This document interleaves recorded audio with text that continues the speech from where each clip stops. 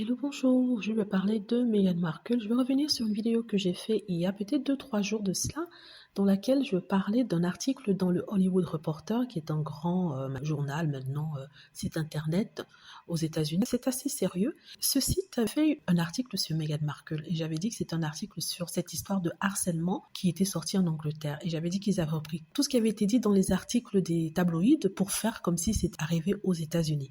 Maintenant, on a la preuve qu'en fait que c'est un mensonge. Ils ont dit que ça s'est arrivé aux États-Unis et qu'ils avaient rencontré des employés, d'anciens employés de Meghan Markle et du prince Harry qui disaient que quand elle était dans le bureau, elle marchait comme un dictateur et en plus de ça, elle a fait pleurer plein de personnes et elle envoie des emails furieux au staff même à 5 heures du matin. Une personne qui travaille pour Meghan Markle a attesté que c'est un mensonge pour plusieurs raisons.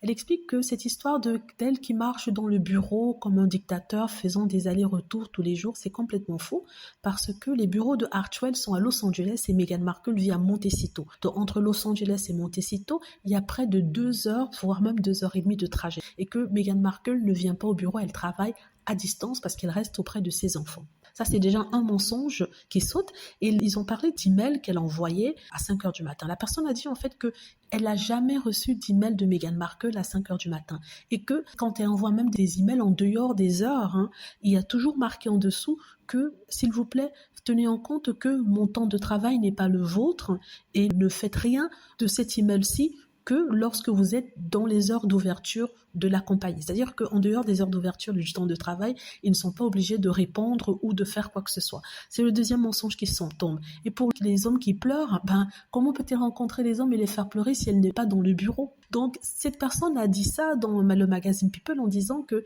vous voyez, c'est du mensonge. Tout ce que ces personnes disent, puisque Meghan Markle travaille à distance. Elle ne vient pas au bureau. Notre bureau est à Los Angeles. Donc, il a été démontré par cette personne que tout ce qui est dit sur Meghan, c'est du mensonge. C'est du mensonge.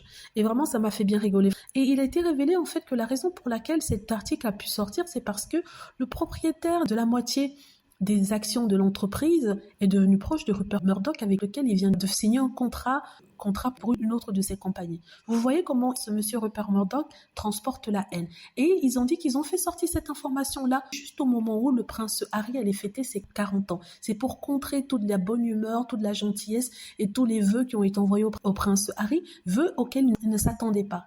Voilà. Donc dites-moi ce que vous en pensez. J'espère que vous avez aimé la vidéo. N'hésitez pas à cliquer sur like si c'est le cas, à vous abonner pour plus de vidéos et à cliquer sur la petite cloche afin de traverser lorsque je poste une nouvelle vidéo. Merci.